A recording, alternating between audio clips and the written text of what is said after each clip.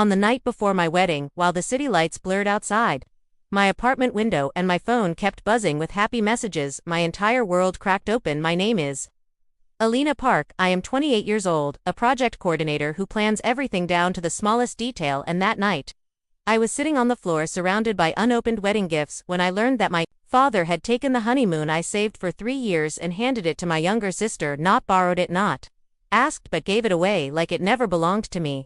I found out by accident when a banking alert flashed on my screen. A balance that should have been enough for a quiet beach week suddenly looked empty. My chest tightened, my hands shook, and my mind refused to believe what my eyes saw. I called my father immediately. My voice calm at first because I was raised to stay polite even when hurt. He answered, like nothing was wrong, like tomorrow was not the biggest day of my life, and then he said it casually, almost proudly, that my sister needed it more, that she had been sad lately, that a trip would cheer her up, that family should understand. I sat there frozen, thinking about the extra shifts I took, the lunches I skipped, the weekends I worked while my friends relaxed.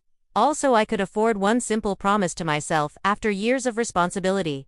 I am not dramatic by nature. I solve problems, I fix messes, but in that moment I felt small, invisible. Like the child who always steps aside, my sister had always been the loud one, the one who cried and got comfort, while I was the quiet one who handled things alone. The betrayal stung deeper because my father knew this.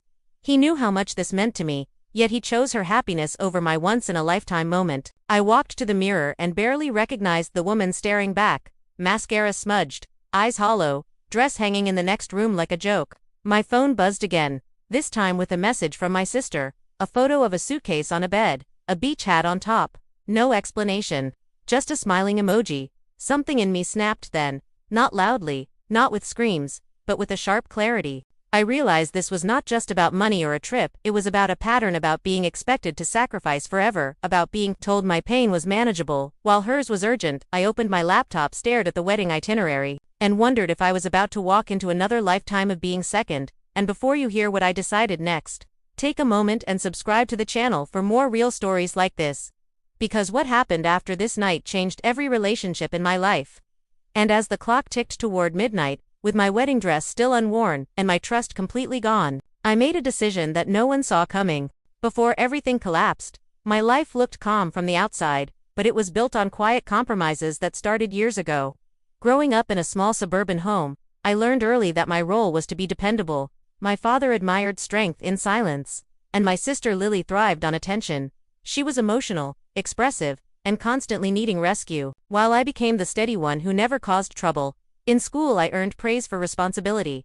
At home I earned expectations. When our mother passed away, that divide widened. My father leaned on me for stability, bills, schedules, problem solving, while he shielded Lily from pressure, saying she needed more care. I accepted it because someone had to keep things together, even when it meant swallowing disappointment. Professionally, I followed the same pattern. At work I am the person everyone trusts to fix last-minute chaos. I manage deadlines. Clients, and smooth conflicts, yet promotions always seem to pass just over my head, landing on louder coworkers who sell confidence better than results.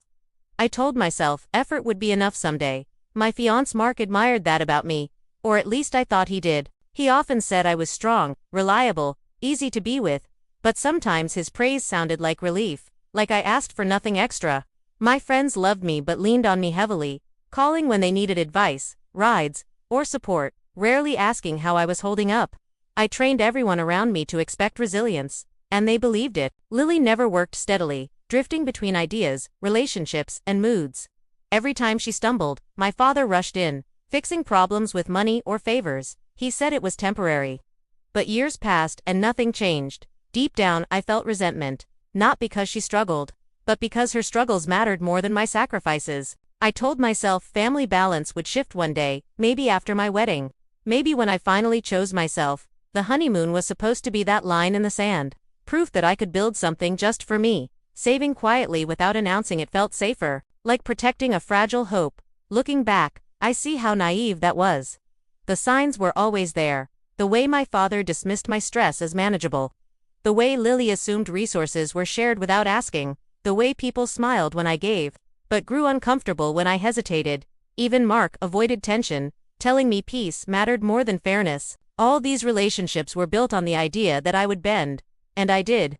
Until the night before my wedding forced me to face a truth I had avoided for years. That love without boundaries slowly turns into permission, and as I thought about the future, I could not shake the fear that this betrayal was only the beginning, not the end. The morning of my wedding arrived, heavy and unreal, sunlight cutting through the curtains while my phone filled with messages that felt distant, because beneath the surface something darker had already started to move. After the call with my father, I tried to convince myself there was an explanation, a mistake, some misunderstanding that could be fixed before the ceremony. But every minute that passed made the truth settle deeper. The money was gone, fully transferred, not pending, not reversible, and when I drove to my parents' house with my hands tight on the steering wheel, my thoughts raced between anger and fear. I kept asking myself whether confronting him today would ruin everything or save me from something worse. When I walked inside, my father was calm, too calm, sipping coffee like this was any other morning. He did not apologize, he justified. He said Lily was fragile right now, that her breakup had left her unstable, that a trip would help her reset. And then he looked at me and said I would understand, because I was strong. Those words landed like a quiet threat. Strength had become the excuse for taking from me. Lily appeared from the hallway, already packed, already glowing. She hugged me without guilt, thanking me as if I had volunteered, as if this sacrifice was expected, and I felt the room tilt. I wanted to scream, but instead I smiled, because that is what I always do. My phone buzzed again. This time Mark asking where I was, reminding me we had photos scheduled, his tone gentle but impatient, and suddenly I felt pulled apart from every direction. My father expecting compliance, my sister expecting generosity, my fiancé expecting calm, and everyone expecting me to absorb the damage quietly, alone in the bathroom. I stared at my reflection again, realizing how close I was to disappearing inside other people's needs. Part of me wondered if I should let it go. Get married, take a smaller trip later, preserve peace, but another part of me whispered that if I stayed silent now, I would teach everyone how to treat me forever.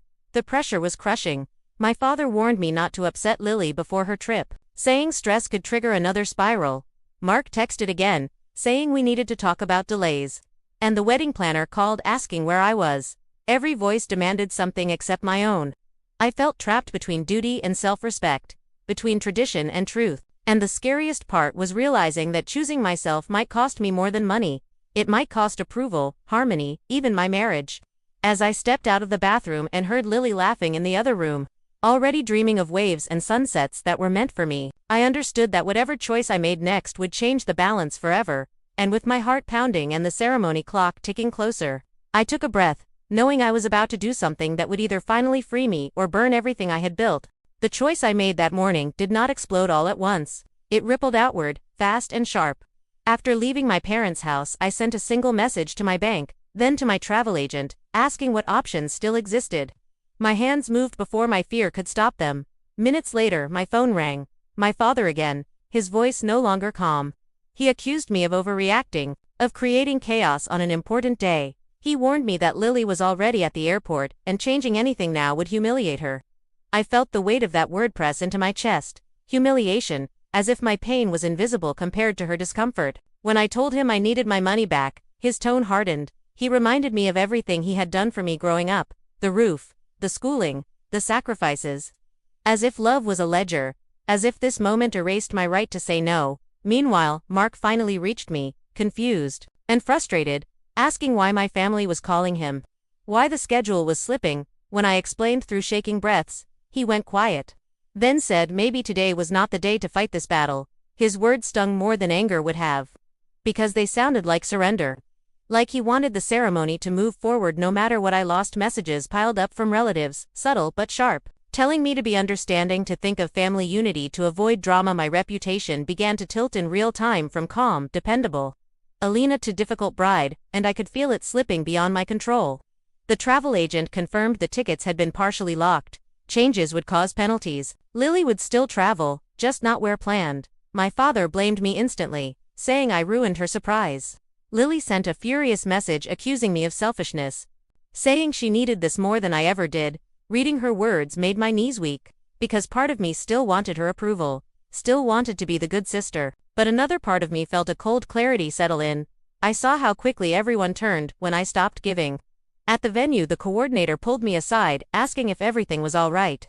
Her polite concern felt like judgment. Whispers followed me down hallways. Smiles felt thinner. Even my dress felt heavier, like it belonged to a version of me that no longer existed. I questioned everything. My timing. My courage. My future. I wondered if standing up for myself would cost me the marriage before it even began. My father sent one final message, saying if I continued this path, things would never be the same between us. It was meant as a warning, but it sounded like a challenge. As the ceremony hour crept closer and the room buzzed with expectation, I realized I was standing at the edge of two lives, one built on peace through sacrifice, the other on truth with consequences. And with every heartbeat pounding louder, I knew the next step I took would decide which one I was brave enough to live. Just when I thought the damage was already done, the truth found me in the quietest way possible, during a pause before the ceremony. When my phone vibrated again and I nearly ignored it, the message was from my Aunt Mara, my mother's older sister, a woman who rarely interfered. She asked if we could talk privately. Something in her tone pulled me away from the noise. We stepped into an empty side room, the air heavy and still. And she did not waste time with comfort. She told me my father did not take my honeymoon on impulse. It was planned, carefully, weeks ago.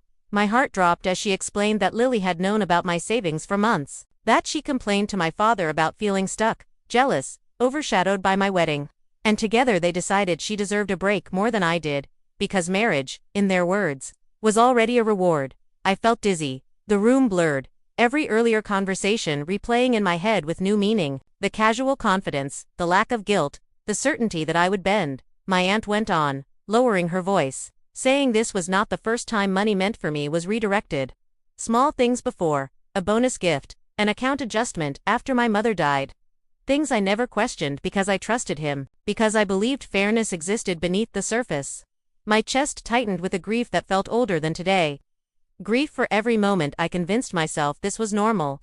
That love meant endurance. My aunt looked at me sadly and said she stayed silent before because she thought I knew, because she assumed I accepted it. That sentence hurt more than anything else. Realizing how invisible my pain had been, how well I had hidden it, when I asked why she told me now.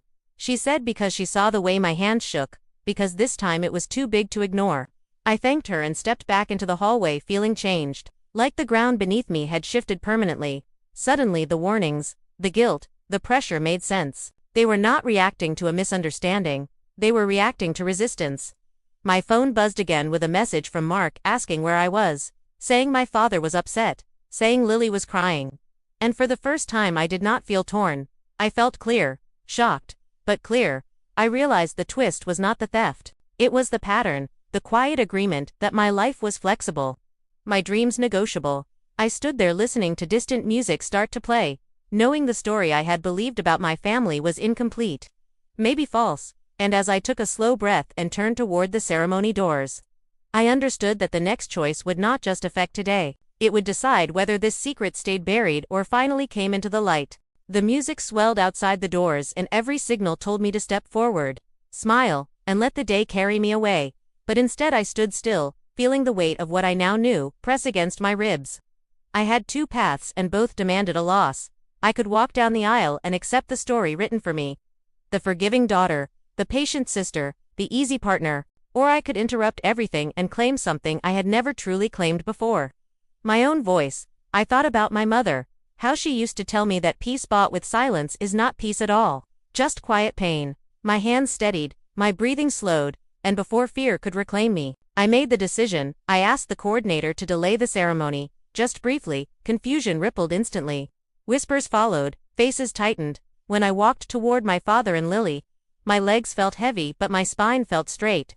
I told them calmly that the honeymoon money was mine, that taking it without consent was wrong, and that I would not move forward with the ceremony until it was returned or acknowledged publicly. The room froze. Lily burst into tears, accusing me of ruining everything. My father looked stunned, then angry, telling me I was embarrassing the family. Mark stepped in, his face pale, asking me if I was sure. His question held fear, but also something else, respect. I nodded. Because for the first time I was sure. The consequences landed fast. My father walked away, refusing to argue. Lily left the venue, enraged relatives avoided my eyes. The ceremony was delayed indefinitely. The silence that followed was terrifying, yet clean like air after a storm. Minutes later, my phone Buzzed a notification from the bank, a partial transfer returned, not all, but enough to prove my point. My father sent a short message saying we would talk later. It was not an apology, but it was a crack in the wall. Mark sat beside me quietly, admitting he had never seen this side of my family so clearly, admitting he had benefited from my silence too. That honesty hurt, but it also mattered. The wedding did not happen that day, not officially, guests left confused. Plans unraveled, and my reputation took a hit. People labeled me difficult, dramatic, unpredictable. But as I sat alone later with my dress folded away, I felt something new settle in. A sense of ownership over my life. I did not fix everything. I did not win universal approval, but I chose truth over tradition. And while the future remained uncertain, relationships strained, money still tangled, love still under question, I knew one thing with absolute clarity. The woman who stood up that day would never again be easy to take from. In the quiet weeks that followed, when the dress was boxed away and the noise finally faded, I had time to sit with everything that happened and understand it without adrenaline or fear. My father and I spoke again, not easily, not warmly, but honestly. He admitted he believed I would forgive anything because I always had, and hearing that hurt more than the money ever did. Lily stopped speaking to me for a while, then slowly returned with distance instead of demands. Our relationship changed shape, smaller but clearer. And maybe that was healthier. Mark and I postponed the wedding and entered conversations we should have had long before. About boundaries, loyalty, and what partnership really means when pressure shows up. Some friends drifted away uncomfortable with conflict while others surprised me by stepping closer, telling me they admired what I did even if they would not have had the courage themselves. Professionally, something shifted too. I stopped volunteering for invisible labor. I spoke up in meetings. I let silence sit when I was not respected, and slowly people adjusted, because they had to. The biggest lesson I learned was not about money or weddings. It was about permission. How often we train others to cross our lines by never drawing them. How being labeled strong can become a trap if it means you are never protected. I realized, trust without accountability is fragile, responsibility without respect is draining, and love without boundaries slowly turns into expectation. I do not regret delaying the wedding. I do not regret the discomfort. Because for the first time my life felt aligned with my values instead of my habits. The honeymoon eventually happened. Smaller, different, but chosen. And that mattered more than luxury ever could. When I think back to that night before my wedding, sitting on the floor with my phone glowing in the dark, I wish I could tell that version of myself that standing up does not mean standing alone. It means standing honest, even if the room goes quiet. Even if people leave, even if the future looks uncertain, peace feels different now. Not smooth or easy, but real, built on truth instead of silence. And as you sit with my story, I want to ask you something honestly. If you were in my place, on the eve of everything you worked for, would you have chosen comfort, or would you have chosen yourself?